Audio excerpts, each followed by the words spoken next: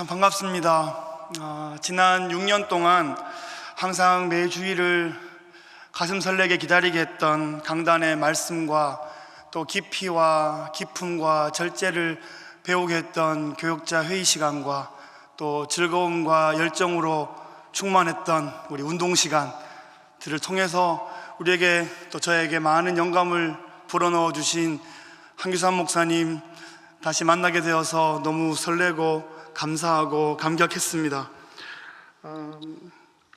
뉴저지 초대교회에서 6년간 사역하고 있습니다. 지난 6년간의 사역은 제 신학 공부와 또 유학의 시절보다 더 많은 목회 신학적인 가르침을 받았습니다. 이제는 우리 한규삼 목사님 설교하셨던 본문만 펴도 마음이 짠하고 또 앉으셨던 의자, 걸으셨던 길, 또 종종 우리 교육자들에게만 보여주셨던 그냥 파한대소 하시는 밝은 웃음 항상 마음에 많이 남아 있습니다. 목사님 떠나시기 전에 마지막 교육자들과 도시락으로 식사하는 시간에 제가 인사를 드렸습니다. 목사님, 저 이번 여름에 한국에 잠깐 방문할 것 같습니다. 아버님 칠순이십니다. 그래서 목사님께서 한국 일정 중에 수요 예배 한번 오시면 좋겠어요 초청해 주셔서 제 한국 일정 중에 가장 먼저 잡힌 일정이 되었습니다. 2주가 참 빨리 갔습니다. 내일 뉴저지로 복귀합니다. 뉴저지 초대교회가 우리 충영교회 위해 기도하고 있습니다. 그동안 좀 막연하게 조국교회를 위해 기도했다면 이제는 정말 기도의 목표와 목적을 가지고 기도하고 있습니다. 주여, 충현의 강단을 풍성하게 하시고 충현교회를 영적으로 강건하게 회복시키시고 충현교회를 통하여 한국교회를 다시 한번 새롭게 하여 주옵소서 기도하고 있습니다. 이번에 충현교회 가면 뉴저지 초대교회 성도들의 기도와 관심과 격려를 꼭 전해달라고 제가 부탁을 많이 받았습니다. 대신 안부를 전해드립니다. 부족한 자를 강단에 세워주신 우리 한규삼 목사님과 당회와 성도님들께 감사드립니다. 사랑하는 성도 여러분, 하나님은 살아계십니다. 믿으십니까? 아멘. 하나님은 비인격적인 우주의 원리가 아니십니다. 하나님은 나를 창조하시고 나를 구원하시고 나보다 나를 더 잘 아시는 나의 아버지이십니다. 그 하나님과의 인격적인 관계 속에 들어가는 것이 신앙생활입니다. 하나님을 만나고 또 하나님을 이 땅에서 점점 더 알아가다가 장차 영원한 그분의 나라에 들어가는 것이 성도의 또 신앙생활의 여정이라고 하겠습니다. 귀하신 성도님 여러분, 하나님 만나셨죠? 아멘. 어떻게 만나셨습니까? 어떻게 만나셨습니까? 하나님을 만난 스토리가 누구에게나 있을 겁니다. 만나셨다면 어떤 사람에게는 좀 더 극적인 스토리가 있기도 하겠고 또 어떤 사람들은 좀 더 자연스럽게 하나님 만나게 되시기도 했을 겁니다. 오늘 우리는 하나님을 진짜로 만난 한 사람의 특별한 이야기를 함께 생각해 보고자 합니다. 이 만남이 교회의 역사에 어떤 의미가 있었는지, 그 이야기가 또 저와 우리의 신앙의 여정에 어떤 영향을 끼치고 있는지 한번 말씀을 통해 살펴보기로 하겠습니다. 예수님께서 십자가에서 죽으신 다음 날 제자들은 예루살렘의 어느 집 한 방에 모여 있습니다. 그 방 안의 공기는 참 무거웠습니다. 참 두렵고 참 혼란스러웠습니다. 지난 3년간의 모든 것을 버려두고 예수님을 따랐던 제자들은 이제 정말 무엇을 해야 할지 대책 없이 이제 대책회의를 하고 있습니다. 막달라 마리아가 부활하신 예수님 만났다고 말했습니다. 베드로와 요한도 예수님의 무덤이 비어 있었다고 말했습니다. 요한은 무덤 안을 자세히 살펴보고는 예수님의 그 무덤의 현장 모습이 도둑이 든 것 같지는 않다고 했습니다. 어쩌면 예수님 살아나셨을지도 모르겠다, 이런 말을 전해주었습니다. 하지만 제자들은 여전히 혼돈스러웠고 유대인들이 두려워서 문을 꼭꼭 걸어 잠그고 숨어 있었습니다. 그런데 예수님께서 갑자기 그 제자들 앞에 나타나신 겁니다. 너희에게 평강이 있을지어다. 말씀하시며 제자들에게 손에 못자국과 옆구리에 창자국을 보여주셨습니다. 제자들은 너무나 놀라며 너무나 기뻐했을 겁니다. 예수님께서 다시 한번 그들에게 너희에게 평강이 있을지어다 말씀하시며 아버지가 나를 보내신 것처럼 나도 너희를 보내노라 이렇게 말씀하셨습니다. 그냥 보내시지 않을 겁니다. 성령님을 보내주십니다. 22절 말씀에 보시면 이 말씀을 하시고 그들을 향하여 숨을 내쉬며 이르시되 성령을 받으라. 이제 예수님의 제자들은 마음의 평강을 누리며 성령의 충만함을 받아서 이 세상 한복판에서 부활하신 예수님을 증거하는 삶을 살면 되는 겁니다. 그런데 제자들은 여전히 두려움을 극복하지 못한 채 예루살렘의 어느 한 집에 모여 있습니다. 제자들에게는 아직 회복의 기회와 성령 충만의 은혜가 좀 더 필요한 상황입니다. 예수님께서 찾아오셨던 그 밤에 모든 제자들이 다 있지는 않았습니다.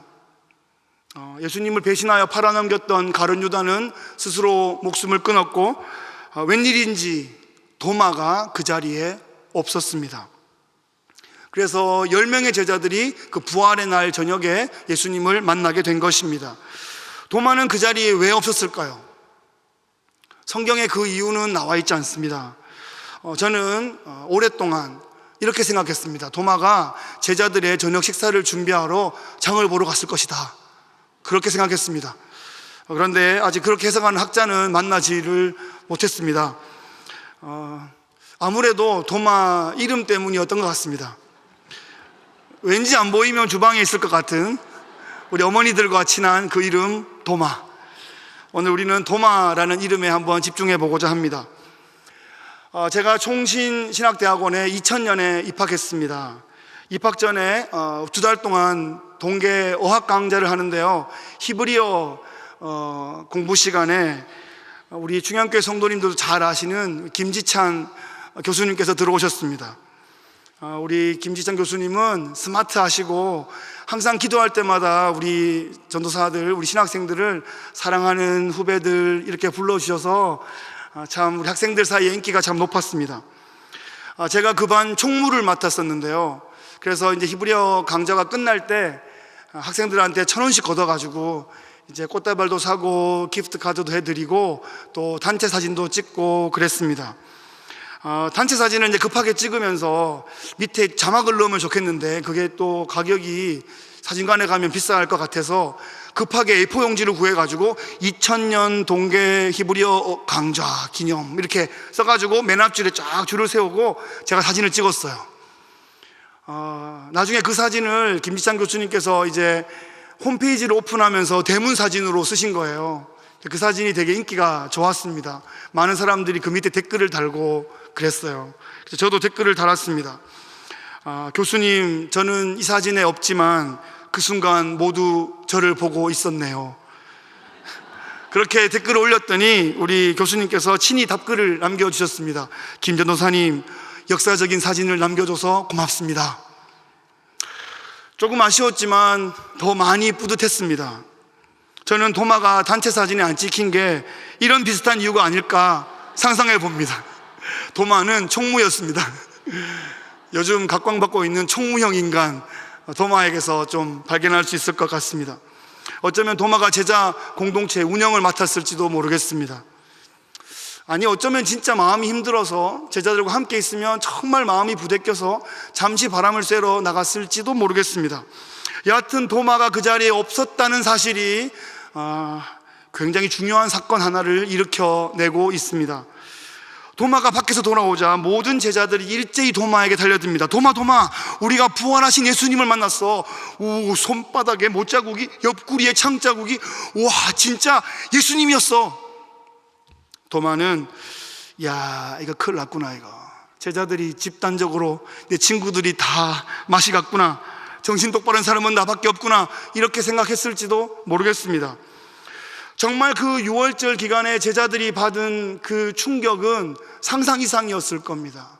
그 정말 집단 트라우마로 공황장애가 생겼을지도 모르겠습니다. 헛것이 보였을지도 모르겠어요. 도마는 지금 다른 제자들 앞에서 물리적인 증거를 원하고 있습니다. 나도 너희들처럼 예수님 손의 못자국을 보며 내 손가락을 그 못자국에 넣으며 내 손을 그 옆구리에 넣어보지 않고는 믿지 못하겠어 라고 말하고 있습니다. 도마는 지금 의심하고 있습니다. 하지만 이것은 정상적인 의심입니다. 의심 많은 도마처럼 물었네. 우리가 항상 도마를 의심 많다고 그렇게 많이 몰아세웠었는데요, 그러지 않으면 좋겠어요. 왜냐하면 다른 제자들은 다 보고 믿었거든요. 왜 도마만 조건이 다릅니까? 너희들도 다 봤으니까 나도 보면 믿겠다라고 얘기하고 있습니다. 손바닥에 못자국, 허리에 창자국, 이 말은 다른 제자들이 도마에게 해준 말입니다. 도마는 지금 자기는 못 봤으니까, 자기만 못 봤으니까 나도 보면 믿겠다 이렇게 말하고 있어요.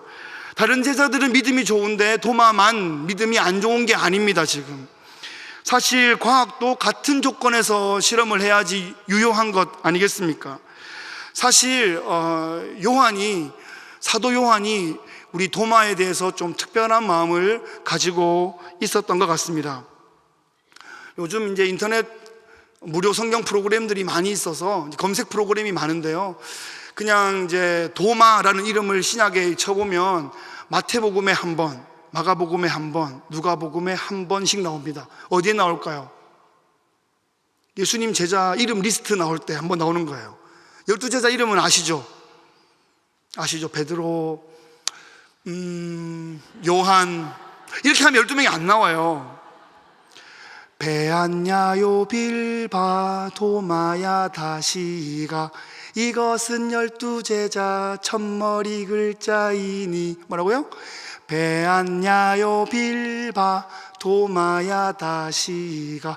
제가 35년 전에 한 번 듣고 외운 거예요, 이게. 그래서 유년중학교가 참 중요합니다. 한 번 듣고 잊혀지지가 않아요.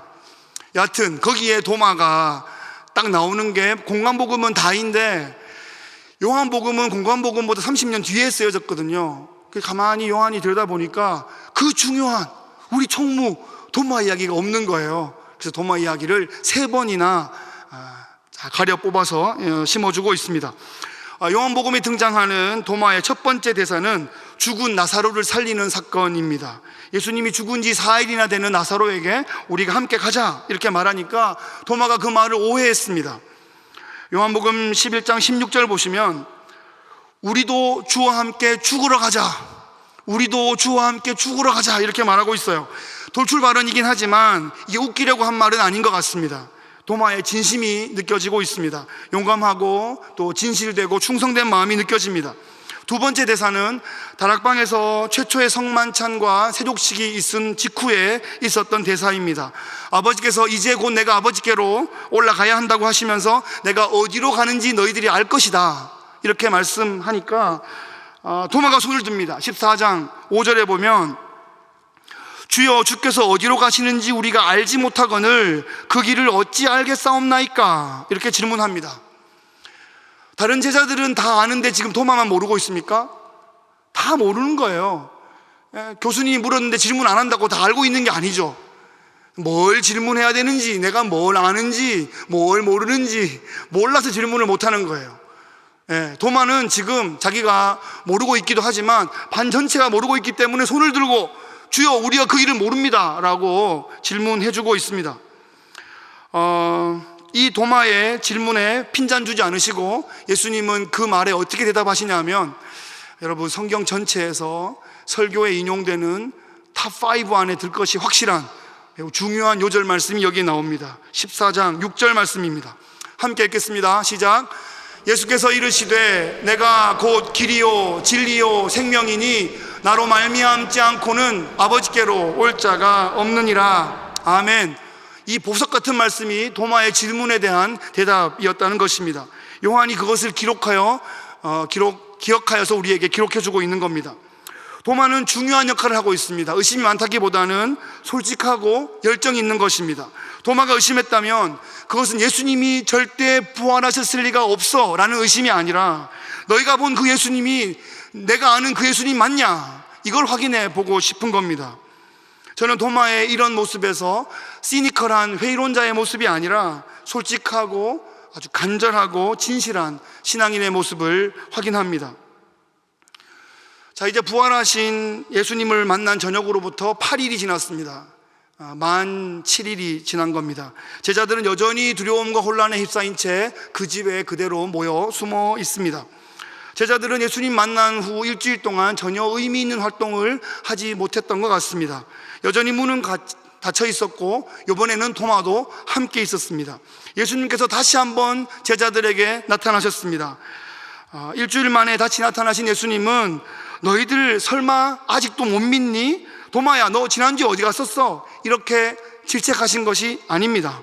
다시 한번 너희에게 평강이 있을지어다 이렇게 말씀하십니다. 그들에게 위로와 격려와 축복의 말씀을 전하고 있습니다. 그리고는 도마에게 다가가십니다. 27절 말씀입니다. 도마에게 이르시되 네 손가락을 이리 내밀어 내 손을 보고 네 손을 내밀어 내 옆구리에 넣어보라. 그리하여 믿음 없는 자가 되지 말고 믿는 자가 되라. 저는 이 구절을 여러 번 읽어보았습니다. 도마야, 네 손가락을 이리 내밀어 내 손을 보고 네 손을 내밀어 내 옆구리에 넣어보라. 그리하여 믿음 없는 자가 되지 말고 믿는 자가 되라. 이렇게 질책하는 말씀으로 읽혀지지 않았습니다. 아무리 그렇게 읽어보려고 해도 그 마음이 예수님 마음이 아닌 것 같았습니다. 도마야, 네 손가락을 이리 내밀어 내 손을 보고 네 손을 내밀어 내 옆구리에 넣어보라. 그리하여 믿음 없는 자가 되지 말고 믿는 자가 되라. 이렇게 따뜻하게 도마를 격려해 주고 계셨습니다. 그러니까 도마가 손가락 넣어보고 손 넣어본 것이 아니라 바로 그 자리에 무릎을 꿇습니다. 28절 말씀입니다. 나의 주님이시오 나의 하나님이십니다 라고 고백하고 있습니다. 성경에 기록된 인간의 하나님을 향한 고백 중에 정말 최고 수준의 고백을 하고 있습니다. 로마 황제가 아니라 부활하신 예수님이 주님이시라는 겁니다. 그 주님이 로마 황제 수준이 아니라 창조주이신 나의 구원주이신 그 하나님이시라는 고백을 하고 있습니다. 도마는 지금 예수님의 신성을 고백하고 있는 것입니다. 14장 1절 말씀에 보시면 예수님의 부탁이 바로 이 장면에 성취되고 있는데요. 너희는 마음에 근심하지 말라. 하나님을 믿으니 또 나를 믿으라. 예수님께서 하나님께로 올라가시기 전에 제자들에게 바로 내가 하나님임을 믿어라 이렇게 말씀하고 있는데, 지금 도마가 이 순간에 예수님이 하나님 맞습니다 이렇게 고백하고 있는 겁니다. 분명히 죽으셨는데 죽음을 이기시고 부활하셨기 때문에 하나님이시다고 고백하고 있는 겁니다. 또 하나 이유가 있다면, 주님께서 우리 도마가 동료 제자들과 한 이야기를 이미 다 듣고 알고 계신 겁니다. 이 손바닥, 옆구리 이런 얘기 예수님한테 보고한 것도 아니고 고자질한 것도 아니고 끼리 한 얘기인데 예수님 다 아시고 오셔서 내 손바닥, 내 옆구리 보고 만져보라고 하시잖아요. 예수님은 무소부재하시고 우리의 모든 대화를 다 듣고 아시는 하나님이시라는 고백을 지금 도마가 하고 있는 겁니다. 도마의 고백을 들으신 주님은 29절에 도마야, 너는 나를 본고로 믿느냐? 보지 못하고 믿는 자는 복되도다 이렇게 말씀하십니다. 이게 무슨 뜻일까요? 도마야, 너는 도대체 어떻게 된 게 보고서야 믿니? 좀 안 보고 믿으면 안 되겠니? 이렇게 말씀하시는 게 아니라는 말입니다. 앞부분에 강조가 있는 게 아니라 뒷부분에 강조가 있어요. 그러니까 너는 나를 본고로 믿느냐? 안 보고 믿는 자는 복되다 이 말이 아니고, 너는 나를 본고로 믿느냐? 안 보고 믿는 자는 복되다 이렇게 말씀하고 있는 거예요.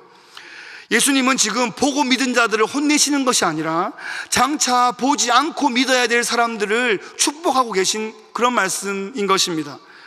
사실 이 요한복음이 기록된 시기에는 예수님을 직접 본 사람들은 거의 다 소천했을 때입니다. 고린도전서 15장 6절 말씀에 보면 그 후에 500여 형제에게 일시에 보이셨나니 그 중에 지금까지 대다수는 살아있고 어떤 사람은 잠들었다 이렇게 기록하고 있어요. 이것은 주후 한 55년경에 예수님 부활하신 지 25년쯤 됐을 때 지금 고린도를 향해서 바울이 쓰고 있는 편지이죠. 그때는 예수님 본 500여 사람 중에 대다수가 살아있었어요. 그런데 그 이후에 다시 30년이 지나서 주후 85년경이 되자 살아있는 모든 사람들이 다 소천한 거예요. 이제 요한 하나 정도 남아있는 그런 상황입니다. 가장 생생한 증인인 요한도 이제 90대에 백반의 노인이 되었습니다. 그러니까 이제 예수님을 이 땅에서 보고 믿을 사람은 없는 거예요. 앞으로 오는 모든 사람들은 예수님의 이야기를 듣고 믿어야 되는 사람들이라 이 말입니다. 그래서 요한은 에베소 교회 공동체에게 성도들이여, 나는 예수님을 보고 믿었지만 예수님을 안 보고 믿는 그대들은 복되다, 이렇게 축복하고 있는 것입니다. 사실 이제 베드로가 요한하고 이제 절친인데요. 스토리는 다 아시죠? 처음에 예수님 제자로 부름 받을 때부터 사도행전의 모든 역사들도 함께 했던 그런 친구입니다. 베드로전서 1장 8절에 보시면 베드로도 그렇게 말하고 있어요. 너희가 예수를 보지 못하였으나 사랑하는도다. 이제도 보지 못하나 믿고 말할 수 없는 영광스러운 즐거움으로 기뻐하고 있다, 이렇게 축복하고 있습니다. 베드로와 요한은 예수님을 보지 못하고도 믿음을 고백하고 있는 사람들을 축복하고 있는 것입니다. 그들이 받을 영생의 복을 지금 선포하고 있는 것입니다. 그 복이 요한의 공동체를 통해서, 속사도 시대를 통해서 교부 시대와 중세를 지나서 오늘날의 우리 중형교회까지 이르게 된 것입니다. 그래서 우리가 예수님을 보지 못하였지만 그 예수님의 본 목격자들의 소식, 그 기록을 다시 확인하며 오늘날 믿고 있는 것입니다. 할렐루야, 아멘. 사랑하는 성도 여러분, 예수님 인격적으로 만나셨습니까? 주님이 정말 나의 주인이시오 나의 창조주가 되십니까? 정말 그러시면 우리 함께 선포해 봅시다. 예수님은 나의 주님이십니다. 예수님은 나의 하나님이십니다. 할렐루야. 요한이 천국에서 너무 기뻐할 것 같습니다. 요한은 바로 이 목적을 이루기 위해서 복음서를 기록했습니다. 오늘 본문 마지막 읽은 31절 말씀을 보시면 함께 읽겠습니다. 시작. 오직 이것을 기록함은 너희로 예수께서 하나님의 아들 그리스도이심을 믿게 하려 하며 또 너희로 믿고 그 이름을 힘입어 생명을 얻게 하려 함이니라. 아멘. 요한복음의 기록 목적이 예수님이 하나님의 아들이심을 믿게 하기 위해서, 그 믿음으로 영생을 얻게 하기 위한 그 목적으로 기록했다는 것입니다. 그리고 자신의 복음서를 마치면서 도마가 그 고백을 하고 있는 것을 마지막 기록으로 남겨줌으로써 도마가 자신의 복음서의 그 목적을 잘 이루고 있음을 확인해주고 있습니다. 부활하신 예수님을 직접 만난 후에 나의 주시오 나의 하나님이십니다 라고 고백한 그 믿음의 고백을 통하여 도마가 영생을 누리게 되었고, 그 도마의 기록을 우리가 듣고 믿으며 우리 모두에게 영생의 복이 임하게 된 것입니다. 이제 우리는 어떻게 하면 될까요?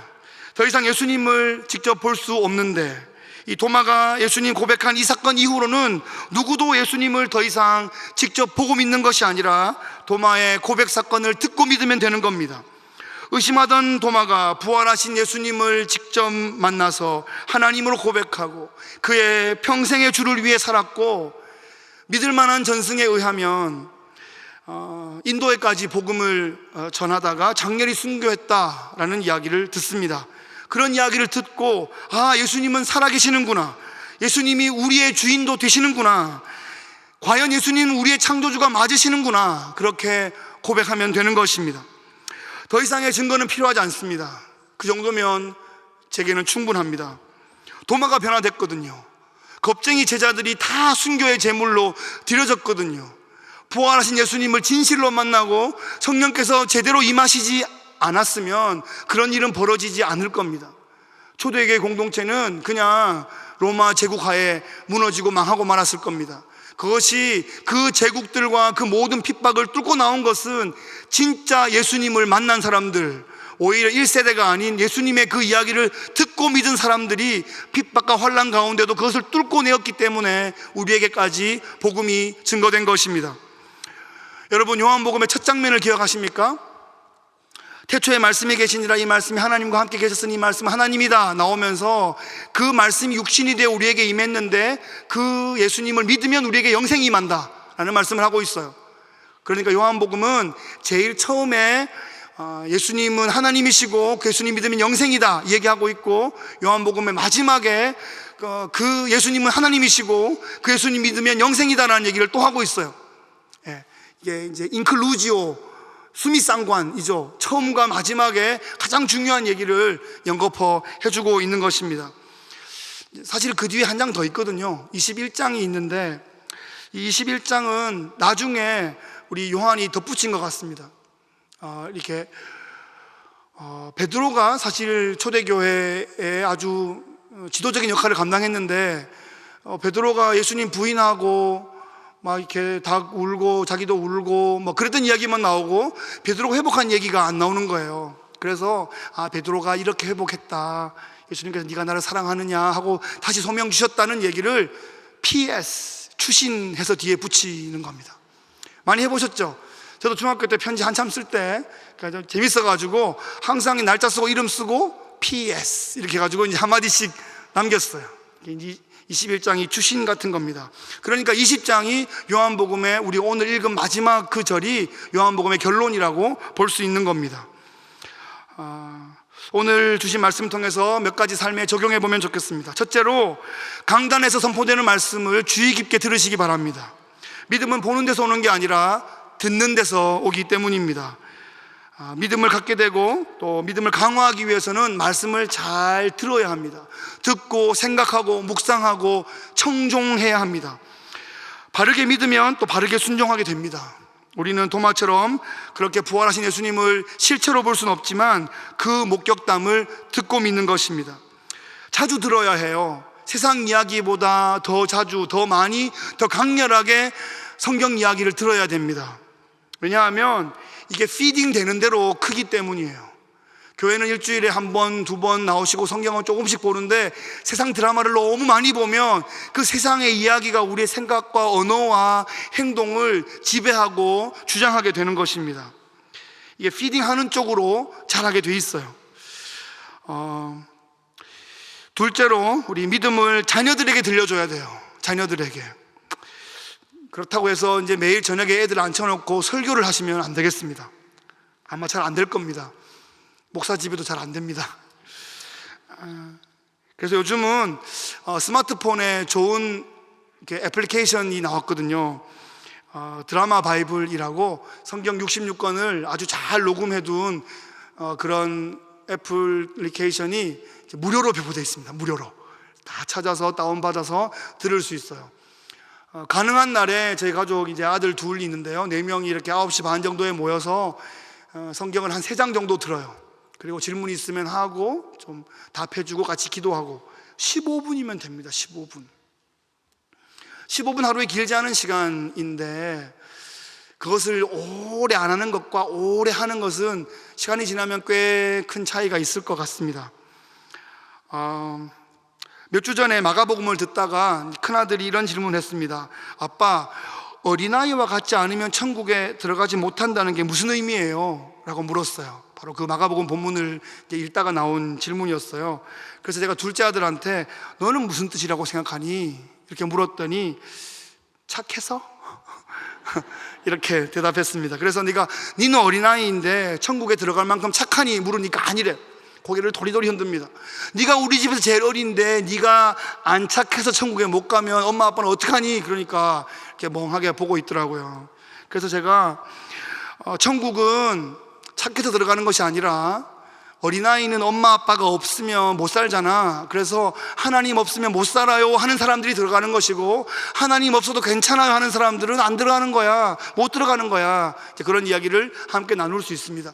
이런 이야기를 뜬금없이 하려고 그러면 안 되는데, 그걸 듣고 질문이 나면 같이 대답하고 하다 보면 중요한 성경의 이야기들을 함께 할 수 있는 겁니다. 한국 상황에 좀 꿈 같은 얘기일 수도 있겠습니다. 제가 이제 지난주에 한국에 방문해서 강북구에 사는 제 여동생 집에 방문했는데요, 하루 자고 이제 내려오는데 아파트 그 학원가가 있어요. 아파트 앞에 플래카드가 쫙 걸려 있는데 제가 충격적인 플래카드를 봤습니다. 빡세지만 해치지는 않아요. 참 좋은 학원. 돈 가지고 애를 맡기면 해치지는 않는데 빡세게 해가지고 애 성적 올려주겠다, 이런 얘기를 하고 있어요. 그게 이 시대 코드예요. 그게 먹힌다는 거죠. 참 아이들 마음이 얼마나 황폐해져 있을까 참 많이 걱정이 되었습니다. 성경 이야기를 들려줘야 됩니다. 이 성경 이야기가 아이들의 삶을 드라이브하지 않으면 아이들이 엉뚱한 곳에 운전하다가 대형 사고를 일으킬지도 모르겠습니다.